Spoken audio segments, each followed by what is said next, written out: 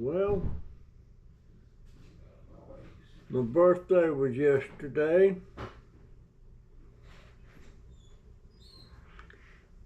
I was 84.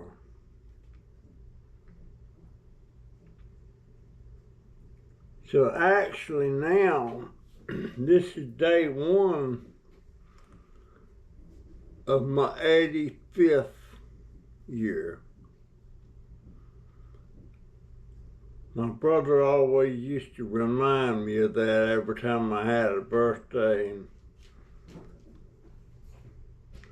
Like when I was 33, I had my birthday. He said, now you're actually in your 34th birthday. I wished I could be 34 again.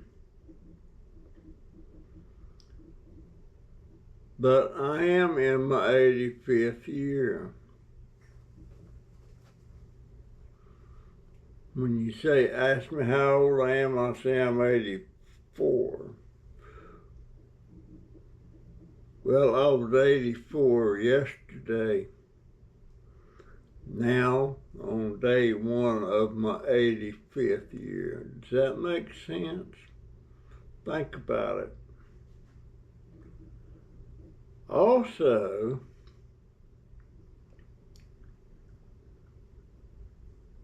I beat the odds.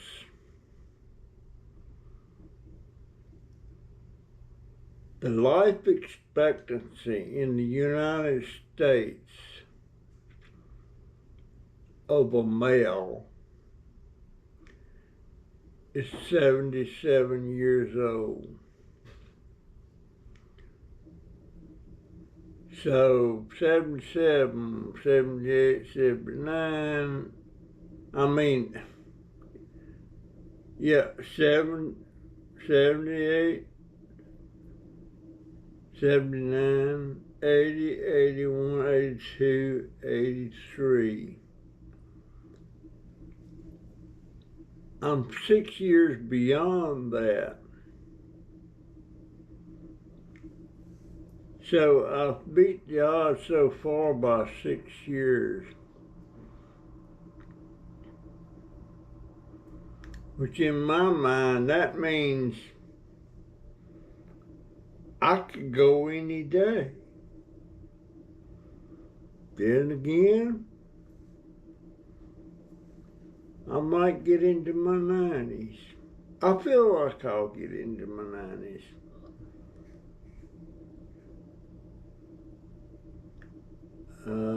I've got to improve on a lot of things, like more exercise, keep my stiff from getting really stiff. I'm in a wheelchair because of that damn COVID-19.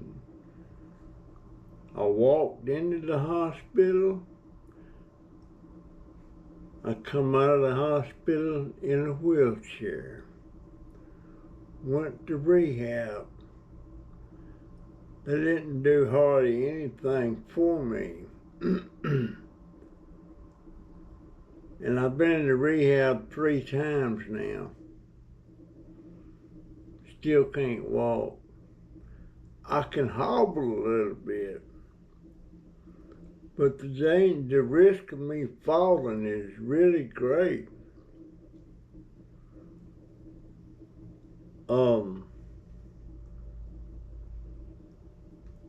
But I'm 84 in my 85th year.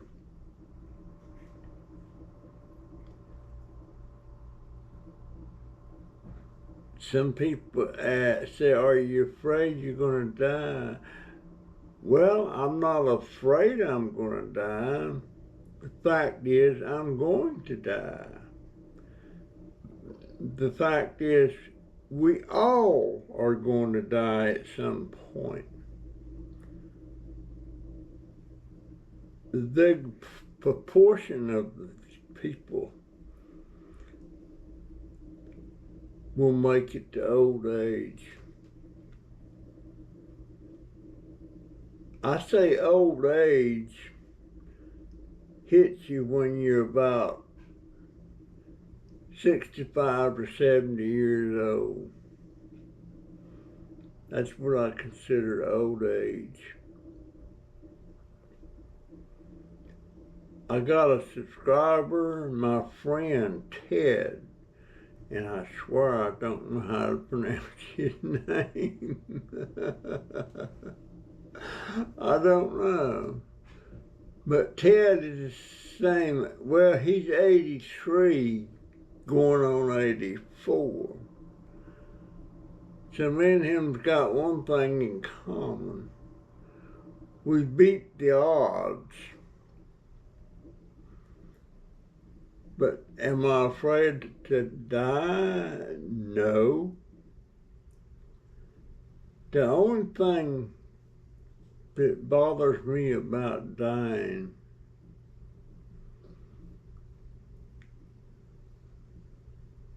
is I can't, my grandbabies, my daughter, they all gonna get old. They're all gonna have problems and stuff. And I can't be there. I can't go there with them.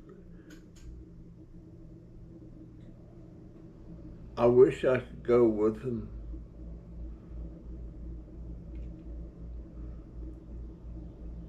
But I wouldn't like being there when they pass away, when they die.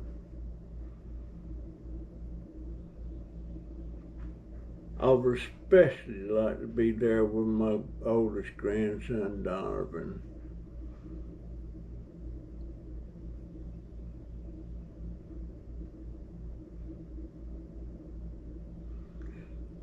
One of the best times in my life was when Jennifer come home and had Donovan.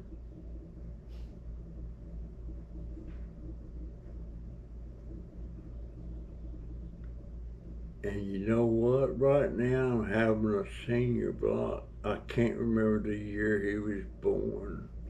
1990. There it come back. It come back. She's come home when she had Donovan. And in 1990. And that's when we were just 4 years out of when my son died in 1986. And me and my wife was very lonely. And she come along and she had Donovan.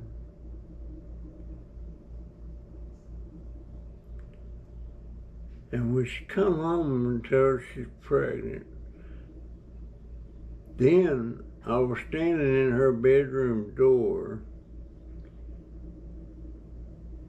and she said, his daddy is black. I pitched a fit. I was mad.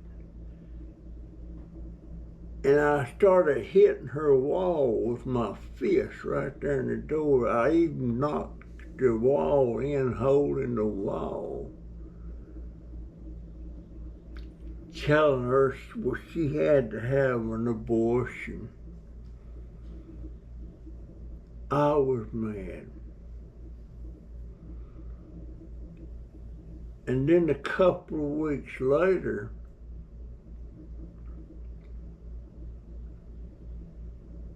my wife and Jennifer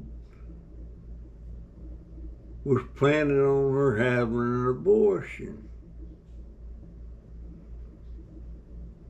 I guess because I said so. I guess because I said so. Then I had another fit. And if the wall would have been handy, I would have probably knocked a hole in that wall. I was raising holy hell because they was talking about having an abortion. In other words, killing my grandchild.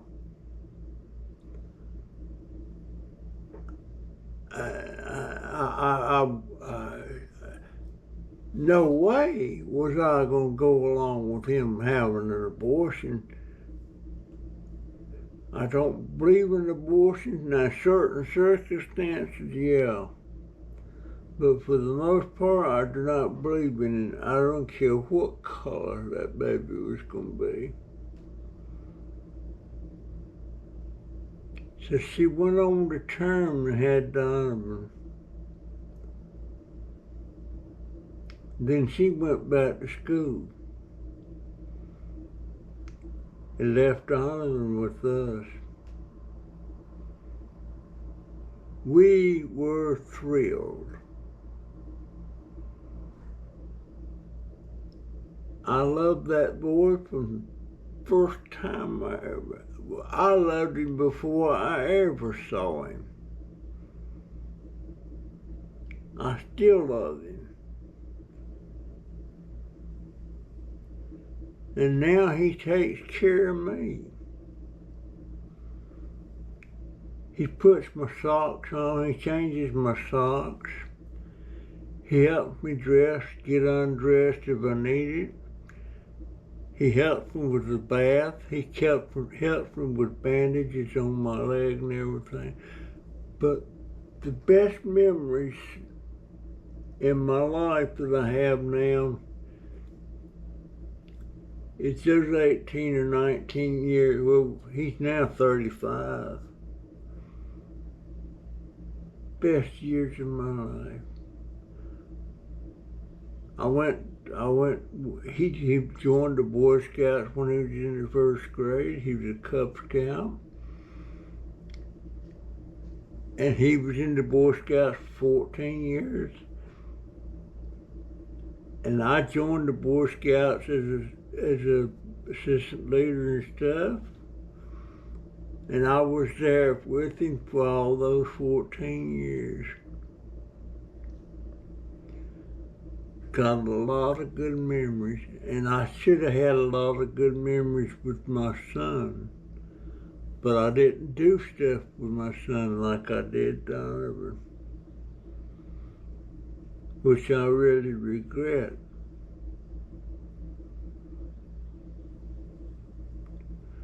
But that was the best years.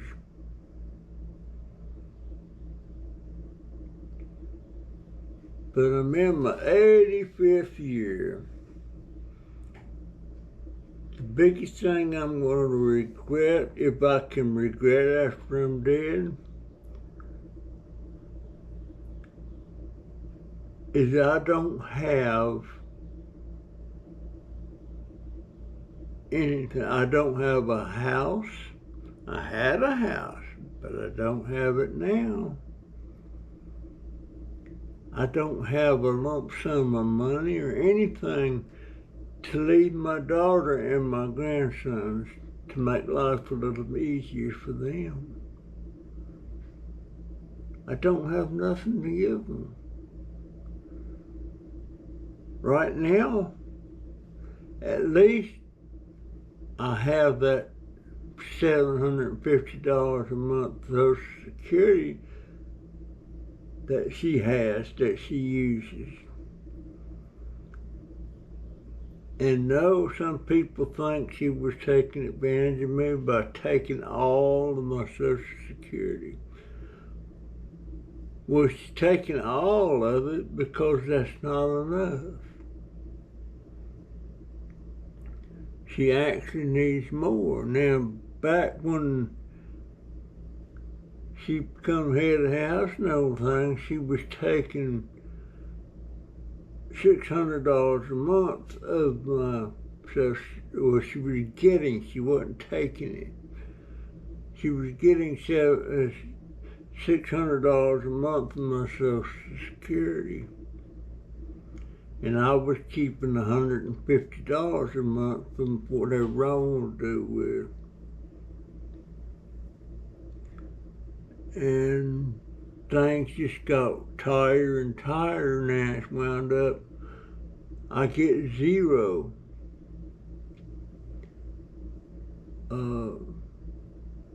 She gets the whole $750. I mean, now, she does buy stuff for me sometimes, you know. She just ordered a new reader for me for my computer, you know, stuff like that.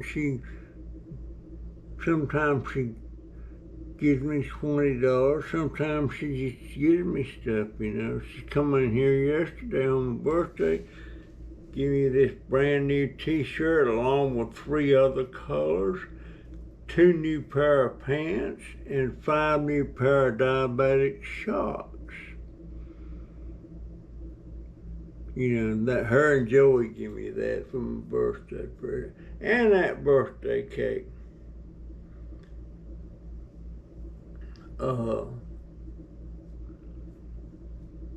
But yeah, I just really wish that I could go with them. I hope I lived up in my 90s. I keep thinking I'm gonna come up with some way to make money with YouTube,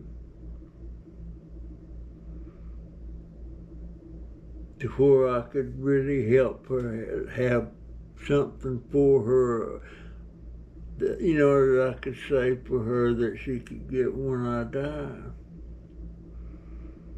But right now, I don't have squat. And you know, that is nobody's fault. I keep harping about that. It's nobody's fault but me. It wasn't the government's fault. It wasn't anybody's fault but me. Even that, when I got screwed out of over $100,000 from my mother, I can't. And she didn't. You know, she didn't repay that.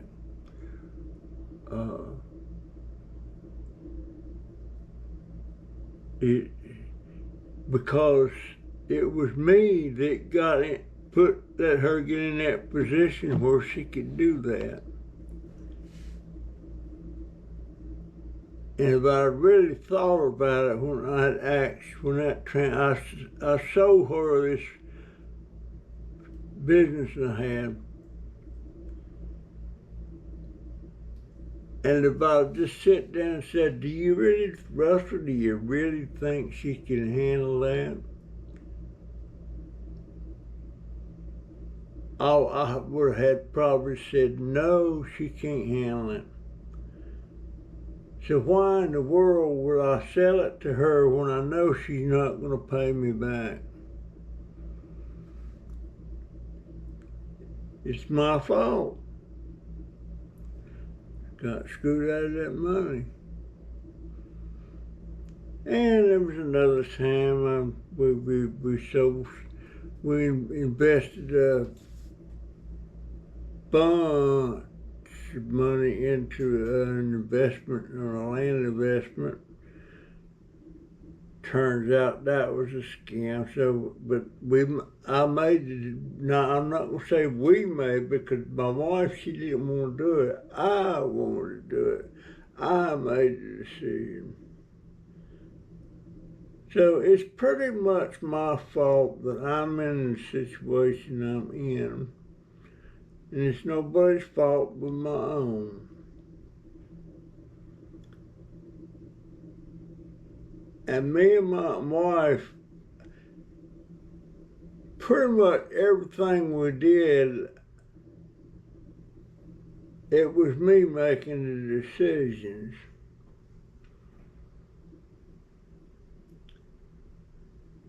And one time she said, you know, we're spending money faster than we're making it now, you know, and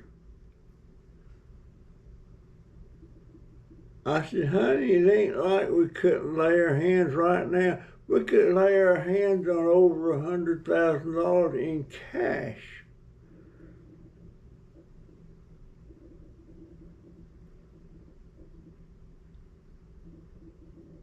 But she went right along what I was wanting. I forget what it was I was wanting to do at that time, but something else.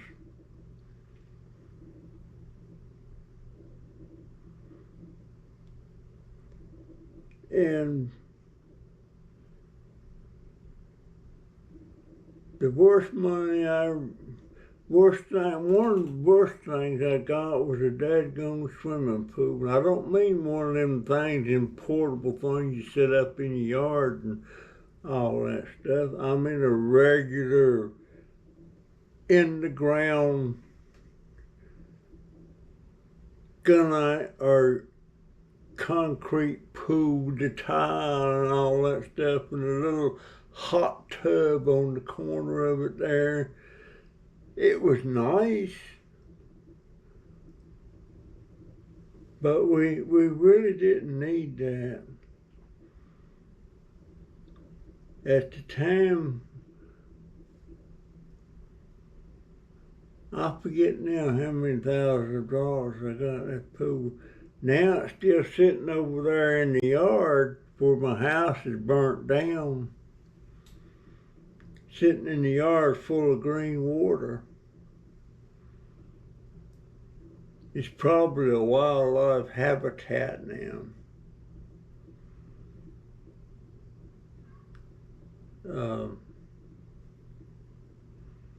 Made a lot of bad decisions. Now in 85 years, I made a lot of bad decisions. I'm in a situation now where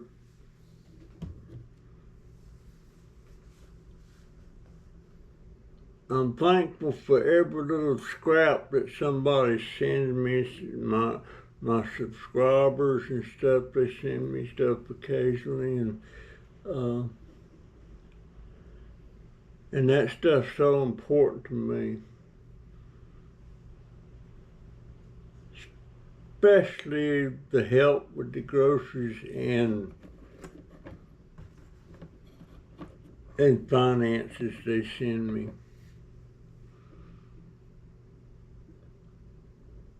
I got things right now I wouldn't have if it wasn't for my subscribers, and like my wife, not my wife, she hates it when I call her my mom. Talk about my daughter. She's got me that printer the other day, you know, and Ricky Lance sends me packages every day and sometimes some cash. Ted sends me cash occasionally. He sends me these boxes of groceries and stuff from Walmart. And Barbara, she helps me often. And then the other day, my one subscriber, he was trying to empty out his PayPal account. So he sent me what he called pocket change. It was 43 cents, but I appreciate it. I appreciate it. But I put myself in this. Now, if I'd have known, if I would have had the wisdom back when I got out of the military, I would not be in this situation.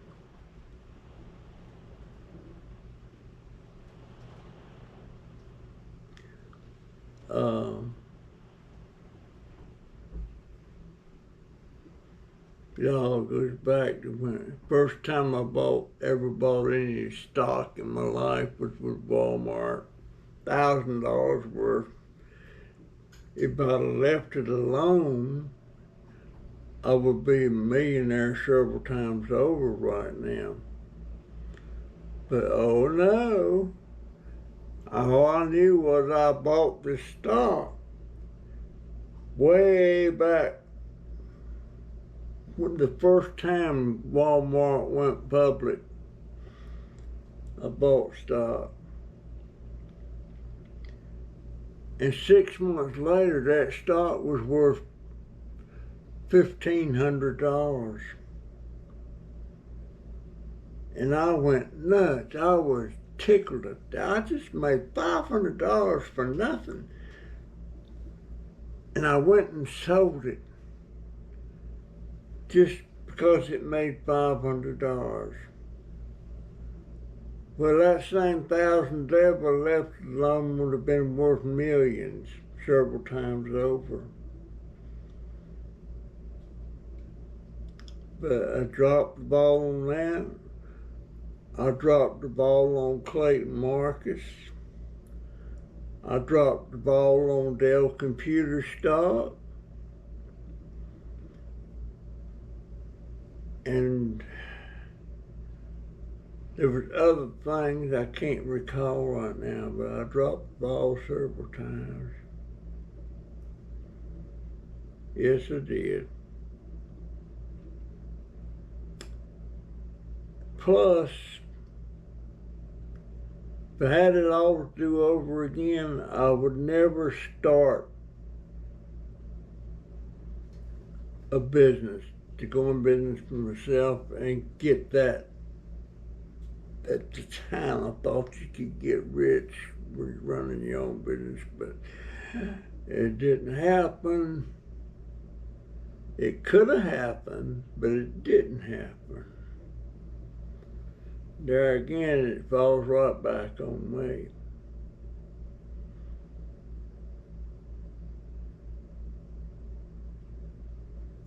But anyway, all you people that's been helping me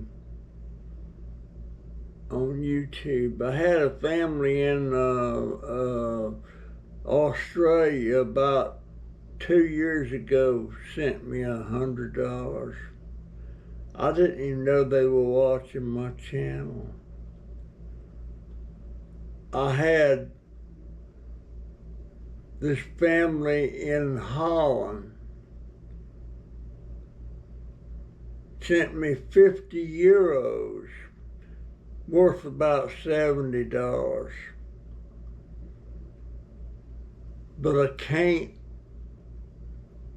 convert that to cash because the bank wants it. They only convert it over to you if it's $100 or 100 euros. They would convert that. So I'm sitting here with that 50 euros bill. can't do nothing with it. Unless somebody sends me 50 more euros. Now, if somebody sent me 50 more euros, I could get the cash for that then. But it's a beautiful bill, I think. My wife thinks it's. I called her my wife again. Daggone it. My daughter thinks it's a beautiful bill. But I appreciate it. And her name was Mariaka. And when she sent me that $50 euro bill, she also put a little packet of dirt in there from her out in her yard. But it wouldn't pass customs. Customs took it out. So I never got the dirt. So here I am, 74 going on 75. How long can I keep beating the odds? I don't know. I just have to take it one day at a time. Anyway, folks, just my thoughts on my 75th year. I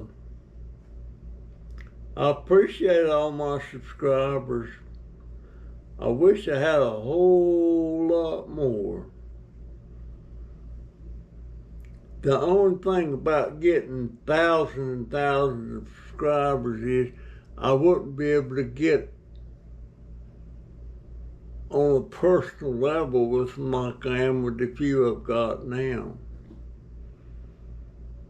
You know, Ricky and Ted, Barbara, Killswitch. There's just so many of them that I'm kind of on a personal level with, and Random, and Paranormal with Shane. But anyhow, that's my story, folks. I'm sticking to it. And I see, boy, that shirt's really red, ain't it? And I don't have my jacket on today. It's kind of warm, okay, you know. But anyway, that's it. That's my video for today. I appreciate all of y'all. So I'll see you in the next one. See ya.